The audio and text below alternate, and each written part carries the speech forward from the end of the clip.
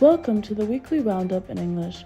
I'm your host, Najah Taha. Mauritanian President Mohamed Ould Sheikh Al Ghazouani said there is absolutely no link between the national dialogue and the debate over presidential term limits, stressing that both the ruling majority and the opposition are free to adopt their own positions. Speaking at a press conference on Friday, he said discussions of the 2029 election began only months after he started his second term, distracting from his current mandate.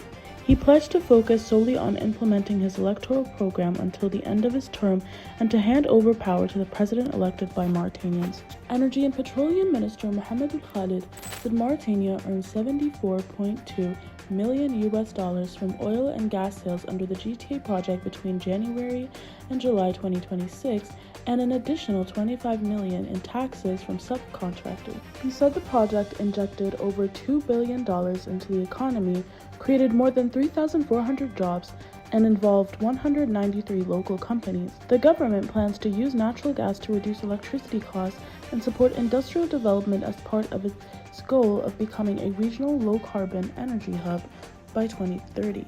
Economy and Development Minister Abdullahi Ould Sidia said a €50 million financing agreement with the International Development Association will strengthen coastal management, climate resilience, and employment in Mauritania's blue economy.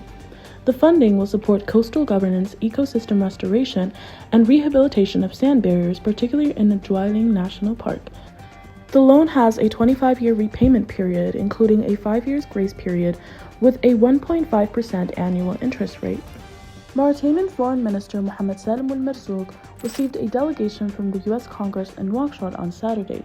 He said Mauritania's security and stability remain a key pillar for the Sahel and called for broader cooperation with the United States in maritime, border, and cybersecurity. He also highlighted investment opportunities in natural gas, mining, and renewable energy, citing a recent critical mineral agreement and GE Vernova's participation in a power generation project. Engineering firm EPCM said exceptional winds caused damage to 2 storage tanks under construction at the SMH Depot expansion project on July 21st, confirming that no injuries were reported.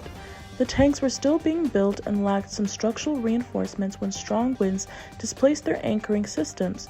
EPCM said repairs are underway in line with American Petroleum Institute standards and reaffirmed its commitment to completing the project on schedule. Environment Minister Masouda Baham Mohamed Laghdaf participated in the 5th United Nations Ocean Science Conference in Cap Verde, where she presented Mauritania's experience as sustainable coastal and marine management.